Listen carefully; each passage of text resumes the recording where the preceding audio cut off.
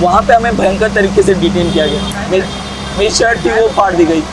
वो उनका room rent कम कर देंगे, बदले में वो कुछ चाहते हैं।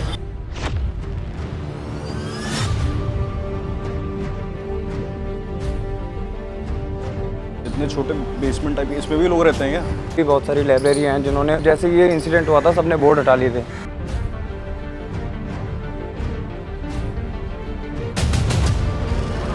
ये देखिए स्कूल की छुट्टी हो रही है और बच्चे ये देखो जा रहे हैं। आगे चल के ये बच्चे भी एस्पिरेंट्स बनेंगे और इन्हें भी शायद यही सब फेस करना पड़ेगा। सरकार से सवाल है, जैसे एमसीडी है, उनके स्कूल है, हॉस्पिटल है, यहाँ हॉस्टल क्यों नहीं बना सकते? पब्लिक लाइब्रेरी क्यों नहीं बना सकते? जो अच्छी फैमिली वो यहाँ पर आए, पर पढ़ाई कम चल रही है, बिजनेस ज्यादा चल रहा है। ये लोगों को अपना क्या देखते हैं, बेसिकली रेंट देखते हैं। किसी की जान कीमती नहीं, इनके लिए रेंट कीमती है अपने बेसमेंट का। ये सवाल हमसे भी पूछा जाएगा आगे, तो हम तो बताएंगे कि हम थे वहाँ। अरे जो जिम्मेदार है आप उनसे तो सवाल पूछिए पहले। तो आपने देखा किस तरह से स्टूडेंट्स यहाँ पर इतने खराब हालातों में रह रहे हैं, प्रोटेस्ट कर रहे हैं। इनकी क्लासेस भी चल रही हैं तो बीच में पढ़ाई भी कर रहे हैं और इनका रेंट दिन पर दिन बढ़ाया जा रहा है। लड़कियों से फेवर्स मांगे जाते हैं कि अपना रेंट कम दे दो और बदले में अपनी डिग्निटी को स्टेक पे रखो। वही, क्या नाम है आपका? मेरा नाम हिमांशु। आप कब से कोचिंग कर रहे हैं आपने दिल्ली में? मैं तो दिल्ली यूनिवर्सिटी में मैं पढ़ाई करता हूँ, लेकिन यहाँ मैं पहले दिन से यहाँ मौजूद हूँ, क्योंकि हमें लगता है मतलब ये जो हादसा हुआ, जिससे कि बच्चे जब बारिश बाहर होती है तो लाइब्रेरी में सेफ महसूस करते हैं, लेकिन वहीं उनकी जान चली गई। तो वो इतना जो दर्दनाक हादसा, एक तरह से कहेंगे हत्या ही कहेंगे उसको एक तरीके से एडमिनिस्ट्रेशन की, तो वो हुआ। तो उसके समर्थन में हम जब तक ये हमारी मांगे नहीं मान ली जाती तो हमें लगता है कि यहाँ पे बैठा जाना चाहिए। और स्टूडेंट्स की क्या एग्जैक्ट मांगे हैं? जैसे यहाँ पे सबसे पहली तो जो हादसा हुआ इसके लिए जो भी जिम्मेदार व्यक्ति है, चाहे वो राव का एडमिनिस्ट्रेशन से लेकर एमसीडी के जितने भी ऑफिशियल थे, 9 अगस्त को इन्होंने एनओसी जारी किया कि यहाँ पे स्टोरेज है, जबकि सबको मालूम था कि यहाँ पे जो लाइब्रेरी का काम चल रहा है वही अभी 2024 में उसको रिन्यू किया गया। इनका अभी 1 महीना भी नहीं हुआ था उसको रिन्यू करते हुए। चाहे वो रेंट का समस्या हो, ब्रोकरेज का समस्या हो, कोचिंग की मतलब आप 2.5 घंटे की क्लास 10 महीने में लेते हैं, उसकी आप मतलब 1.5 लाख 2 लाख फीस हमें नहीं लगता किसी भी तरह से जस्टिफाइड है। यहाँ पे हमारी पब्लिक लाइब्रेरी की डिमांड है। अभी एलजी का ऑर्डर भी आया था कि हम 4 जगहों पर पब्लिक लाइब्रेरी बनाएंगे, लेकिन वो कितने कैपेसिटी की होगी, कब तक बनेगी, इसके बारे में कोई जानकारी नहीं है। कहें कि ये मिनिमम रेंट इतना देना ही पड़ता है, तो कितना है यहाँ पे? देखिए साफ सीधी बात है, यहाँ मतलब 6 बाय 3 का कमरा भी अगर हम मान लें, एक बेड का कॉस्ट 12-13 हज़ार है कम से कम। जो आम छात्र हैं वो तो मतलब बहुत मुश्किल से लोन लेके, वही श्रेया यादव के आपको पता होगा, उनके फादर यहाँ लोन लेके उनको पढ़ाते थे। हाँ, मेरे पिताजी ने खुद लोन लेके मेरी कोचिंग की फी भरी है। इनके कहने का भैया का मतलब है कि यहाँ बहुत सारे ऐसे स्टूडेंट है ना जिनकी फैमिली बैकग्राउंड इतनी अच्छी नहीं है, उनके पेरेंट्स लो लेके उनकी फी को भरते हैं, उन्हें यहाँ पर पढ़ाते हैं। तो इसके लिए एक स्ट्रिक्ट रूल होना चाहिए कि जो हर साल फीस इंक्रीज होता है या रूम रेंट इंक्रीज होता है या ब्रोकरेज चार्ज ये लोग लेते हैं, इसके लिए स्ट्रिक्ट रूल होना चाहिए। अभी आप कितना रेंट दे रहे हो यहाँ पे? हम ओआरएम में नहीं रहते, हम लक्ष्मी नगर में रहते हैं, सिर्फ इस वजह से क्योंकि यहाँ रेंट बहुत हाई है। मेरी फी 2 लाख मैंने दी है, 60,000 ऑप्शनल को दी है। अभी सोच लीजिए कि मैंने सिर्फ ऑप्शनल और कोचिंग की फी भरी है, नहीं मैंने कोई टेस्ट सीरीज लिया है, और अभी लाइब्रेरीज वगैरह जो पे करते हैं वो अलग खर्च आता है यहाँ पे। मैं साल का मान के 3.5-4 लाख केवल पढ़ाई? बिल्कुल, और रहना खाना अलग है? रहना खाना अलग है। फी को एक अमाउंट तक सेट करके रखें, ऐसा ये मनमानी नहीं चल सकता है कोचिंग वालों का। कल जो डिबेट हुआ था TV9 मतलब न्यूज चैनल पे, वहाँ पे ओझा सर ने ये बात कहा था, जब उनसे पूछा गया था तो उन्होंने कहा था कि हाँ ये उनके ऊपर है कि ये कोचिंग का फी किसी भी अमाउंट में सेट कर सकते हैं, इसका कोई क्राइटेरिया नहीं है, वो चाहे जितना रख सकते हैं। रील्स सोशल मीडिया पे टीचर्स लोग का इतना इन्फ्लुएंस है, लोग कहते हैं कि आप दिल्ली आओ, आपको कुछ नहीं मिलेगा तो तजुर्बा मिलेगा। यहाँ प्रोटेस्ट तो हो रहा था 3 स्टूडेंट को लेके, लेकिन जब यहाँ पे एस्पिरेंट मिले, वो आपस में बात किए, उनकी आपस में कन्वर्सेशन हुई ना, तो ये पता चला कि बहुत लोगों को बहुत सारी प्रॉब्लम्स हैं यहाँ पे। और बाद में हमें ये कहा जा रहा है कि हम अपने छोटे शहरों से यहाँ पर आते क्यों हैं। हम यूपी से बिलोंग करते हैं।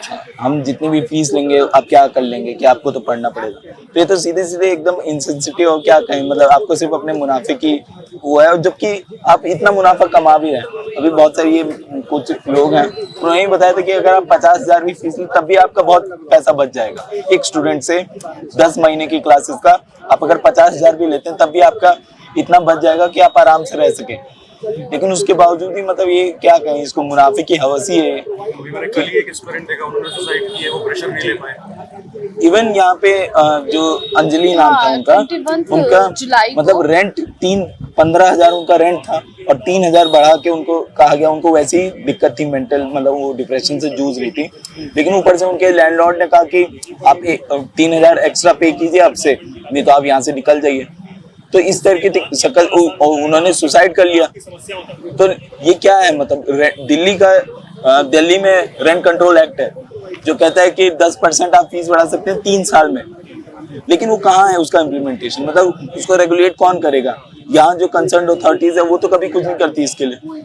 मतलब स्टूडेंट्स यहाँ अपनी मजबूरी के लिए इसे लेके, अपनी इनसिक्योरिटी लेके यहाँ आते हैं, और आप उनसे ये उम्मीद करें कि वो यहाँ जाके अलग ऑफिशियल में धक्के खाएं, वहाँ जाके कि वो उन पे जिम्मेदारी डाल देंगे। अरे जो जिम्मेदार है आप उनसे तो सवाल पूछिए पहले।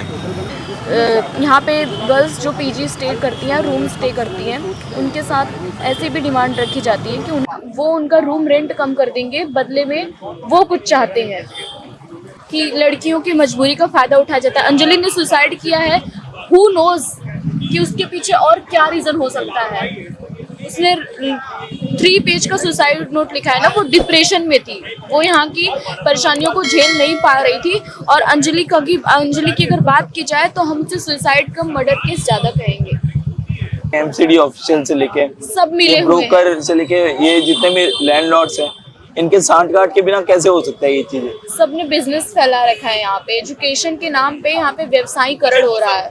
उसी टीचर ने ऐसा कहा है, और आज वो कह रहे हैं कि आपको दिल्ली आने की क्या जरूरत है, आपके शहरों में भी आप वहाँ पर पढ़िए। उनका ये कहना है कि बिजनेसमैन की फैमिली हो गई, या फिर किसी के पिताजी गवर्नमेंट में है, तो किसी के इंजीनियर हैं, जो अच्छी फैमिली वो यहाँ पर आए, जो वहाँ पर अफोर्ड कर सकती है वो आए। मतलब मिडिल क्लास फैमिली का स्टूडेंट यहाँ नहीं आएगा। तो जिसके पास पैसा है वही पढ़े, तो यही कह रहे हैं ना कि आपके बाप की औकात है तो आप पढ़ लो यहाँ, यही बात कही जा रही है। और क्या कही जा रही है। आप हमसे कहते थे कि आप हमारे मित्र हैं, हमारा आपसे एस्पिरेंट और टीचर का रिश्ता नहीं, हमारा मित्र का रिश्ता है। ऐसा कौन सा मित्र है जो मित्र को मित्र के दुख में या उसके किसी भी विरोध प्रदर्शन में उसका साथ न दे। ये जो हादसा हुआ है, इन बच्चों की फीस उतनी होगी लगभग। बिल्कुल, यहाँ तो 2 लाख तो बताइए, जैसे सिर्फ 1.5 लाख नहीं, अब तो 2 लाख हर जगह है। वो एकदम बेसिक कोर्स है, मतलब जीएस का। इसके अलावा सेंटर भी ऐसे इंफ्रास्ट्रक्चर वाइज ऐसे ही बने हैं, मतलब बहुत, जैसे बेसमेंट में यहाँ 90% लाइब्रेरी है, ये समझ लीजिए। सारी कोचिंग का हाल यही है। बिल्कुल, मैक्सिमम 90% जो मैं बात कर रहा हूँ यहाँ पे, आप कितने भी, क्योंकि अभी इसीलिए तो लाइब्रेरी कहीं चली नहीं हुई है। और इससे एक चीज और हो गई, जिनकी लाइब्रेरी ऊपर है उन्होंने हमने रेट डबल कर दिए हैं। कुछ बदला है जब से ये हादसा हुआ है? हाँ, बदला है ना। अब बेसमेंट से लाइब्रेरी ग्राउंड फ्लोर और फर्स्ट फ्लोर पे शिफ्ट की जा रही है, लेकिन ये भी बदला है कि फीस इंक्रीज हो गई है। 4,000 हो गया है। स्टूडेंट्स पे ही फटा है। हाँ, अभी आप लोगों को 7 या 8 दिन हो गए प्रोटेस्ट करते हुए। 8 दिन, आज 8वां दिन है। 8वां दिन है ना आज। तो कुछ अंतर महसूस हुआ है जिस दिन से शुरुआत हुई थी और आज में, कि वहाँ पे 27 तारीख को एक घटना होती है, एमसीडी कहता है कि हम सॉरी हैं, हम एक्सक्यूज नहीं दे सकते, आके उनके ऑफिसर यहाँ बात करते हैं। 3 दिन बाद यहाँ बारिश होती है, उससे भी बदतर हालात होते हैं यहाँ पे। मतलब 3 दिन तक कुछ किए ही नहीं, उसके बाद जाके मशीनें आई हैं यहाँ पे, उसके बाद से ये जितने भी ये जो रैम्प बने हैं, तो मतलब 3 दिन में इतना बड़ा हादसा हो गया, या 3 लोगों की जान चली गई। अब उसके बाद भी आप 3 दिन तक कुछ नहीं कर रहे, आप हाथ पे हाथ धरे बैठे हुए हैं। तो ये मतलब आपका रवैया दिखाता है ना कि आप छात्रों की जान को क्या समझते हैं। अभी अभी आप लोगों ने कुछ डॉक्यूमेंटेड या फिर ये जो स्टूडेंट संगठन है कोई इसमें हेल्प करने आए हैं आप लोगों की साथ में? देखिए बहुत सारे लोग आए हैं, लेकिन हम मानते हैं कि जो भी छात्र आना चाहते हैं, एक छात्र के होने के नाते, तो बिल्कुल आने चाहिए यहाँ। इस प्रोटेस्ट को जितना मजबूत कर सकते हैं करें। और इससे ज़्यादा मतलब सरकार से ही सवाल है, जैसे MCD है, उनके स्कूल है, हॉस्पिटल है, तो यहाँ हॉस्टल क्यों नहीं बना सकते? पब्लिक लाइब्रेरी क्यों नहीं बना सकती? ये तो बनाई जा सकती है। इवन LG ने जो ऑर्डर पास किया, आप बताइए कब तक आप बना के देंगे यहाँ पे? यहाँ अगर हॉस्टल बनते हैं ऐसे 500 से 1000 के स्टूडेंट की कैपेसिटी का, तो अपने आप इनके भी रेंट कम होंगे। तो ये तो सरकार भी यहाँ पे इंश्योर करे। अगर ये मुद्दा सारे स्टूडेंट्स का है तो मैं क्यों देख रहा हूँ कि यहाँ पे कुछ कितने आप लोग भी हैं और बाकी ये चीज़ें उनको भी इफेक्ट करती हैं। तो ये अपना अमीर गरीब वाला जो बात कहा वो मैं मानता हूँ, आप यहाँ पे जो भी डिमांड रखी गई है, जो भी बात रखी गई है, ये एक भी गलत नहीं है। ये यहाँ के एस्पिरेंट फेस कर रहे हैं, इसलिए बोल रहे हैं। और जैसे कि आपने कहा कि यहाँ पे बहुत लोग नहीं दिख रहे हैं, क्योंकि उसका कारण ये है कि कैब का एग्ज़ाम है 4 तारीख को, 1.5 महीने में मेंस का भी एग्ज़ाम है। आपकी ये पूरा एक ब्यूरोक्रेसी हमारे देश का एक बहुत इंपॉर्टेंट हिस्सा है। हाँ। और आप लोग ही एक तरह से जो एक्सपीरियंस है, आप भी कन्वर्ट होके बाद में इसका एक बहुत बड़े की फैक्टर बनते हैं। हाँ। एडमिनिस्ट्रेटिव सर्विसेज में। तो क्यों नहीं यहीं से कोई मैन्युफैक्चर्ड हुए IAS आजकल की तारीख में PCS जो बैठे हैं, वो आपसे रिलेट करने की कोशिश कर रहे हैं, आपके लिए कुछ हेल्प कर रहे हैं, या आप आगे चल के उस जगह पे पहुंचोगे, तो आप इसका क्या सोल्यूशन देखते हो? जो भी इससे रिलेट करता है, एग्री करता है, हमें लगता है कि कम से कम आप अपनी एक समर्थन में हमारे लिए बातचीत तो कर सकते हैं। और जिन्होंने नहीं किया है तो जाहिर सी बात है, हमें दुख तो है उसका। बिल्कुल आगे अगर आप कभी हम हमारे सामने मिलेंगे तो ये सवाल भी आपसे पूछा जाएगा कि आप तब कहाँ थे। ये सवाल हमसे भी पूछा जाएगा आगे, तो हम तो बताएंगे। हमारी भी जो मॉरल एथिकल रिस्पॉन्सिबिलिटी है, जो GS4 में एथिक्स हमें पढ़ाया जाता है, तो हम तो बताएंगे कि हम थे वहाँ, लोगों के बहुत बीच मौजूद थे, चाहे इसका जो भी परिणाम निकले, लेकिन हम तो थे ना वहाँ। देखिए ऐसा है, मेरे को तो ज़्यादा कुछ जानकारी है नहीं, बट ये है कि हाँ, अगर ये चीज़ें पहले अगर सुधर सकती थी तो थोड़ा बेहतर होता। अब जैसे कि अब देख रहे हो आप लोग, सीवर वगैरह साफ़ हो रहे हैं, अगर ये पहले हो जाते तो बेहतर होता। ऐसी पहले केस था कि एक महिला अपने बच्चे के साथ नाले में गिर के मौत हो गई उसकी। उसके बाद सरकार क्या कर रही है, नाले के सामने दीवारें लगा रही है। एक रोड पे एक बेचारी चलती हुई महिला बीच सीवर में गिर गई, उसकी मौत हो गई। उसके बाद सरकार क्या कर रही है, ढक्कन लगा रही है। अगर ये चीज़ें पहले हो जाएँ तो ऐसी चीज़ें आए ना। अब इधर आप बेसमेंट देख सकते हैं, इधर देखिए इनका बेचारों का माल ख़राब हुआ, तो वो भी इन्हीं परिस्थितियों की वजह से हुआ है। तो अगर इनके पास ये लोगों को अपना क्या देखते हैं, बेसिकली रेंट देखते हैं। किसी की जान कीमती नहीं, इनके लिए रेंट कीमती है अपने बेसमेंट का। अरे भाई बेसमेंट बना रहे हो, उसके लिए निकासी का भी आप देखिए, मोटर वगैरह लगाइए, बहुत चीज़ें हैं। आप 2024 में आप जी रहे हैं, साइंस सबसे आगे है, बट अब कौन जवाब देगा इन लोगों का? इनके लिए तो कुछ बचा नहीं है। तो मेरे पीछे आप देख रहे हैं UPSC की एक कोचिंग में भरता पानी, और उस पानी को निकालते हुए ये तमाम ट्रक, और साथ में पुलिस की नाकाबंदी। हमने स्टूडेंट से बात की, उनके दर्द को समझा, और हमारे सामने एक बेहतर तस्वीर आई कि किस तरह से बेसिक नेसेसिटीज़ के लिए छोटे छोटे शहरों से, अलग अलग डिस्ट्रिक्ट से देश के एडमिनिस्ट्रेटिव सर्विसेज में जुड़ने के लिए स्टूडेंट्स आते हैं। ये महंगी महंगी कोचिंग्स ज्वाइन करते हैं, और बदले में उन्हें क्या मिलता है? कुछ भी नहीं। हर महीने, हर पल, हर टाइम बदलते ये रेंट जो आसमान छूते जा रहे हैं। एक छोटे से कमरे के लिए 12,000 रुपये देने पड़ रहे हैं, और महीने की बिजली का बिल 4-5 हज़ार से ज़्यादा आ रहा है। अब ऐसे में एक बच्चा पढ़ेगा या ये सब मैनेज करता फिरेगा? खाने के लिए सही खाना नहीं है, रहने के लिए सही घर नहीं है। तो ये तो एक एडमिनिस्ट्रेटिव सर्विस में आने वाले एस्पिरेंट के लिए बहुत बेसिक चीज़ें हैं, और ये हर स्टूडेंट के लिए एक बहुत बेसिक चीज़ है, जिसका निवारण आज नहीं तो कल समाज को करना पड़ेगा। वरना जिस तरह से वहाँ पे उस बच्चे ने प्रोटेस्ट पे बोला कि एक सवाल हमसे भी कल पूछा जाएगा कि तब तुम कहाँ थे, तब आप क्या जवाब देंगे?